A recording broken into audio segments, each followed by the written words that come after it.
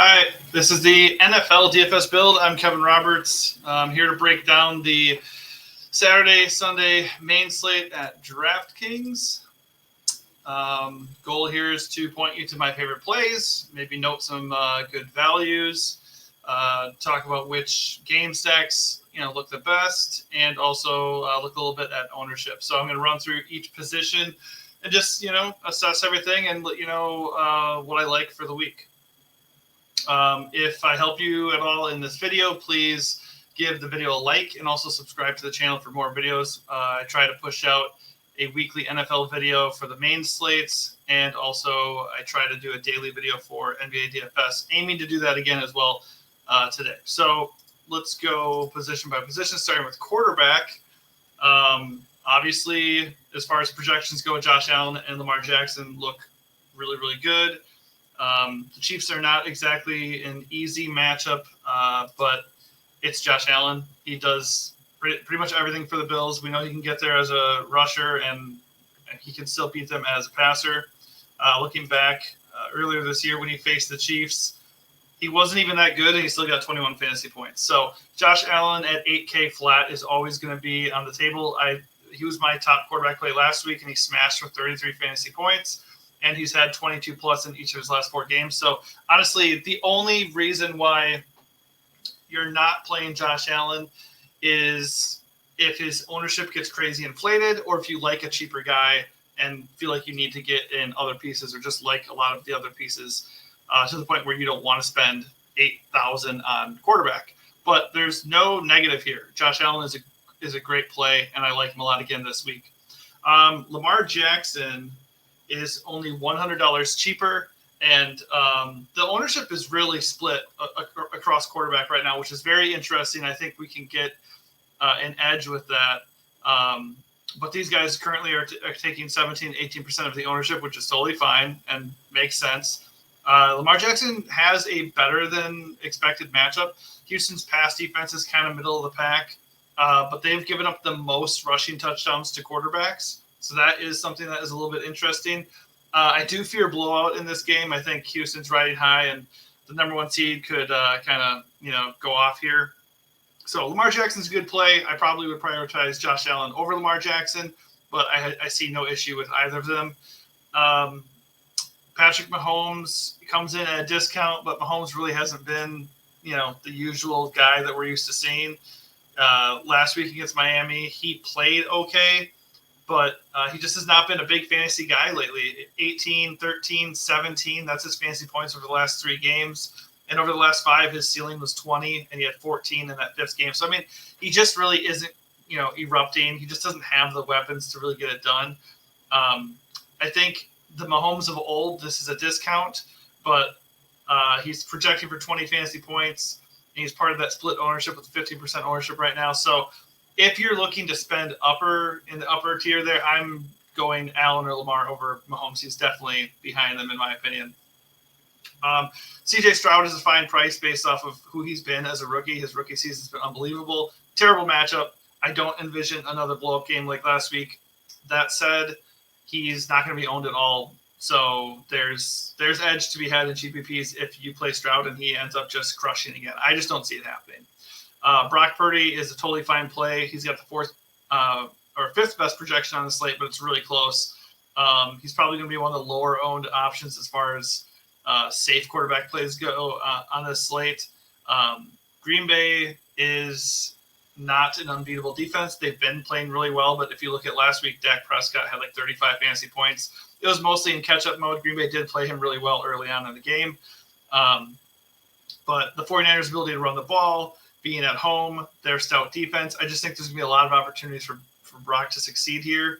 I'm a Packers fan, full transparency, but I don't think they're going to completely shut him down by any means. I don't think he's going to have the ceiling game that he needs at 6.5K to get your lineup past some of these other big lineups, but I don't think he's going to hurt you. I think he's a fine play, just not a priority for me. Last 3 guys, Jared Goff, Jordan Love, Baker Mayfield. I like Love. Last week he was awesome. He's been on a tear. I don't really like him here. He's got the 2nd lowest projection of quarterbacks on the slate. Like CJ Stroud, he's going to be unowned. So a Packers stack, if you think Green Bay is going to win, a Packers stack looks pretty appealing. Once again, I said that last week. I was a little bit more optimistic last week just because Dallas can be run on. And then, with Green Bay's offense, that sets up the play action. And then, Love has been on point. He makes the right decision. The Packers don't have that one wide receiver one that the 49ers have to focus on. They have literally 5 shifty, quick, fast guys who just get open and he just finds them, and that's how they move the ball. So Love is an interesting GPP play, but if you're doing a single entry lineup like I'm doing, I'm not really considering Love at all this week. Baker Mayfield has a really good matchup. The Lions are a pass funnel defense. He's the cheapest quarterback on the board. He had a great game against the Eagles. The Eagles defense obviously hasn't been great lately. Let's see, he had 30 fantasy points. I don't really, even though the matchup on paper looks good, I don't anticipate that again. In fact, Lions at home with a chance to go to the NFC title game. I kind of think the Lions D is going to show up a little bit here because they have a really good run defense and they can apply pressure on the quarterback, and they're also 11th in turnovers. So it just feels like, the magic's going to run out a little bit here for Baker. So based on the matchup, Baker at his price is an okay play in GPPs, especially with his ownership coming under 10%, but I don't think I'm going to go after him this week. Having said all those guys, the one guy I love is Goff, and he's coming in at 14% ownership. He's right in the mix there for the 4th best projection of this slate for the quarterback position. And like Baker, he's kind of tied with Baker for the best matchup against a pass funnel Buccaneers defense. So the Buccaneers pass defense on the year has been bottom 10. And they just, Jalen Hurts didn't have any real success against them last week, but the Eagles offense has been falling apart. So I wouldn't put too much stock into that. But the Buccaneers, they have a stout run defense, so the Lions are probably going to have to throw early. And I just don't really see the Lions struggling that much offensively in this game. I really like Goff and the Lions passing game as a whole. So of the quarterbacks, you can play half the guys on this slate and feel pretty good about it. But I'm going Goff, Josh Allen, and Lamar. Those are the 3 guys I'm probably building around. And if I'm doing one lineup, I personally am going with Goff this week. At running back, Christian McCaffrey is a smash auto play. I love my Packers. They've been a lot better lately, but historically, Joe Barry, he gets eaten up on the ground defensively. The Packers just have not been good at stopping the run for what feels like a decade now. So I don't see why it would suddenly stop on the road against the number 1 seed. Christian McCaffrey is 100% healthy. He's been an absolute monster all year, and he comes in, projected for 25 fantasy points. So obviously the projection gods love him here. He just looks like a smash play, and honestly, he's too cheap. 8.8K for a guy who legitimately has a 50-point game on the season. The guy can do it all, and even if for some reason the 49ers are trailing here, he's going to rack up catches. He's going to get a touchdown plunge or 2. And the likely outcome is the 49ers dominate. He gets a few catches. He runs all over them, and he scores once or twice. So he just feels like a smash play. And beyond him, the running back slate is kind of murky. The Buccaneers and Lions have very good run defenses. The 49ers can defend the run. Let's see. Who else ranks highly here? Yeah, Lions are number 1, Buccaneers number 3, 49ers are number 4. These are very good run defenses on this slate. So I don't know if that has to automatically take out guys like Rachaad White, Jahmyr Gibbs, David Montgomery, Aaron Jones, but I would see them as less inviting options. And personally, I'm looking to just get McCaffrey and just one other running back that I feel good about, and then that third flex spot is something else. I'm not loving the running back position this week. I think of all these guys, there's probably 3 that stand out. Aaron Jones does stand out because A.J. Dillon might be out again. He's just going to have a monster workload. He's going to be the main threat to score for Green Bay when they get close. He's going to get as many touches as possible if they're in the game or leading. And even if they're losing, he's going to get catches out of the backfield. So Jones is going to be super involved. And for some reason, his ownership's only clocking in at 20%. So if he's going to be kind of contrarian, I don't mind him as one of the main run backs from a 49er stack or just pairing him with McCaffrey to have that game, because that game has like a 50 total too. So Jones looks fine. The matchup stinks, but he looks fine just because of his role. I don't really like playing the Lions guys anyways, because Gibbs and Montgomery just split the work, and it's a playoff game, so they don't need to go to one of them to make fantasy players feel better about their lives. It's not a good matchup, and they split the work, so I'm just probably going to avoid it. I don't really have a lean either. I mean, Montgomery is the guy who's most likely to score if they get close, but neither of them project particularly well, so I'll probably just stay away. The other guy that I do like is Pacheco. He probably has the next best matchup on the board beyond McCaffrey, and the Chiefs are going to want to establish the run and everything. So he looks pretty good, but like I said, not really loving running back beyond McCaffrey this week. At wide receiver, obviously I like him on Ross St. Brown, the Sun God. He has the best projection wide receiver on the slate, and of course he's projected to be the highest owned wide receiver on the slate. Totally fine. And even though I love Goff, though, my personal strategy is actually going to be to fade him and look to somebody like Jameson Williams, who could maybe come in and kind of play that Devontae Smith role. I mean, he just torched the Buccaneers last week, and he could come in with his speed and ability to get down the field. He could have a much better than expected game. Let's see, where is he down here? His projection isn't good, and he does project for a little bit of ownership.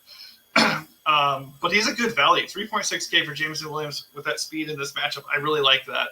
And I'll get more to another stacking option. Of course, if you like Goff like me, St. Brown's obviously a very good play. If you can get to St. Brown, 8.2 is not very much for a guy who can get 20 to 30 fantasy points fairly easily. So totally fine and good stacking option with Goff. I just don't know, especially if you're paying up for McCaffrey and or a stud quarterback. I don't know if you absolutely need him on this slate.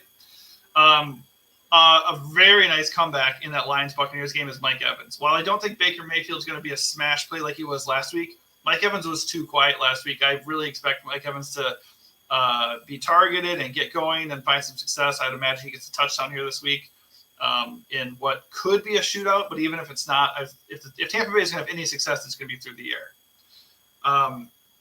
I famously went against Nico Collins a little bit in the wild card round, so I'm just not going to say anything about Nico Collins other than he's explosive as hell, and the Texans will probably be throwing all day as they play from behind. So Nico at 7.1, totally fair game. I'm personally kind of done with Stephon Diggs. This guy just doesn't do anything anymore in this offense. The Bills do hate the Chiefs, and this is a huge game. It's like kind of getting it, get the monkey off their back, so to speak, and advance to the AFC title game. If they're going to do that, one would think logically Diggs would have some kind of impact.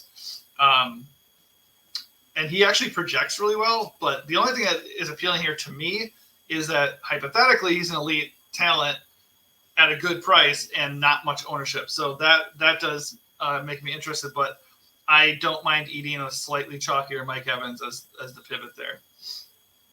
Chris Godwin is totally in play as well as, kind of a pivot off of Mike Evans, much cheaper, probably safer, just probably a little bit less likely to find the end zone.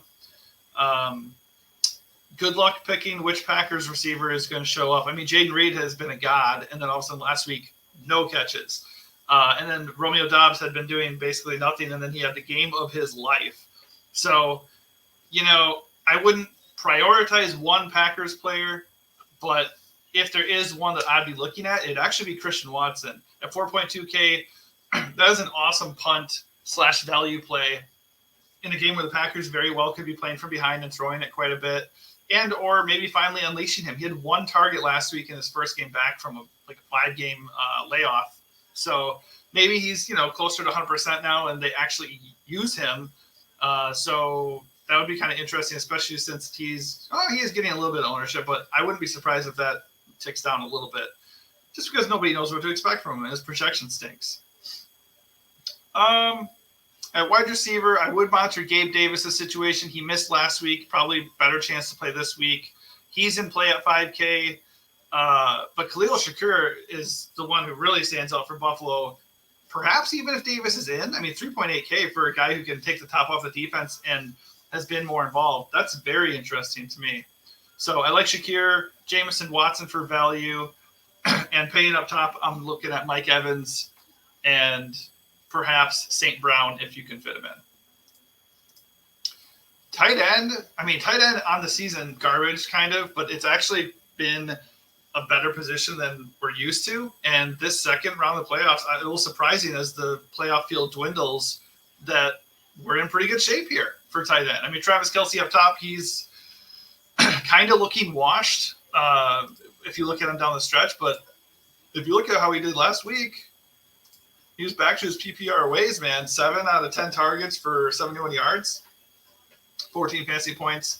Huge game. I mean, this is an AFC title game trip on the line here. I got to think Travis Kelce remains involved. Pretty good shot at a touchdown. I mean, $6K for Kelce. Ridiculous.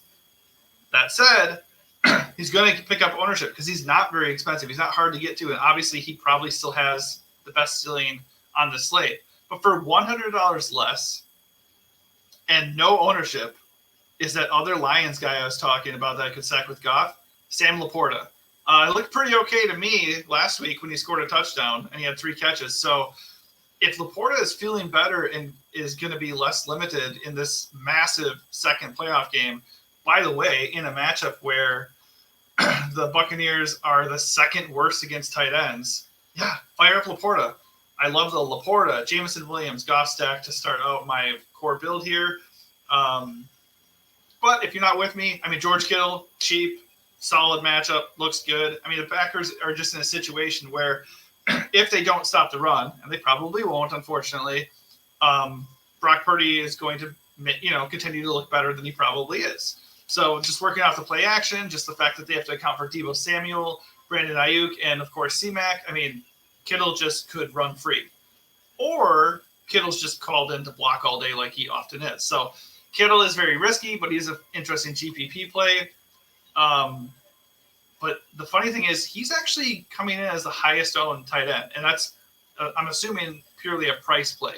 Because playing roulette with the 49ers skill position players is pretty crazy. I mean, I swear, every single time this year in DFS, I was like, okay, this is an Ayuk week. Deebo had 30 points.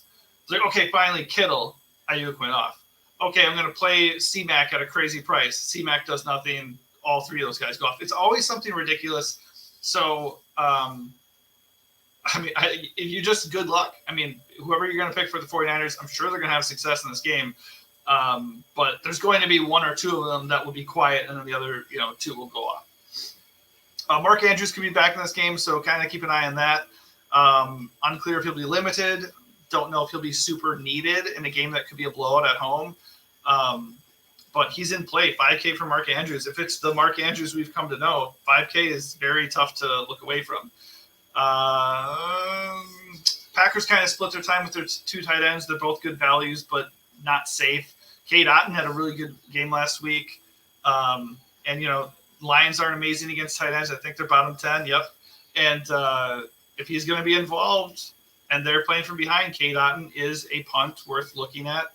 Brevin Jordan had that crazy play last week. I don't anticipate him being worth looking at again.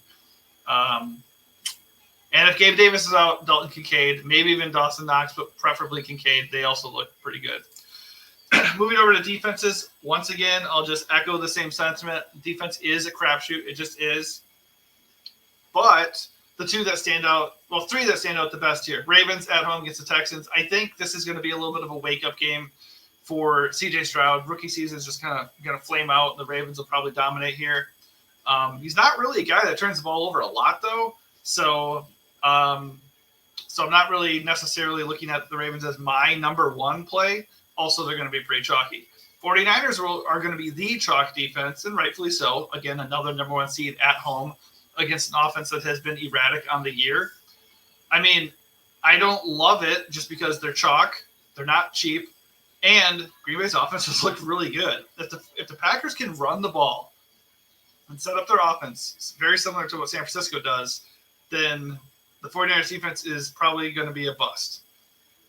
That said, they do apply good pressure. They do stop the run. And if they can do both of those things, their pass defense is good. So, and I think they allow their third in points allowed, think 17 points allowed per game on the year.